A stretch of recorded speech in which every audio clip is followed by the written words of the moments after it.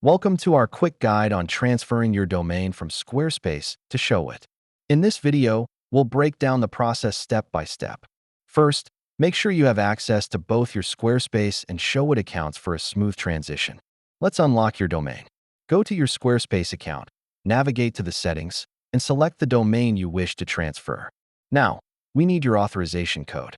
This can be found in the domain settings. Click on Request Authorization Code to proceed. Switching over to Showit, make sure you've set up your account properly to accept the domain transfer. Next, initiate the transfer by entering your domain and the authorization code into Showit's dashboard. Once the transfer is complete, don't forget to update your DNS settings to ensure your site is live on Showit. Finally, verify that your domain is now successfully linked to your Showit account. If you encounter any issues during the transfer, don't hesitate to reach out to support for assistance. And that's it.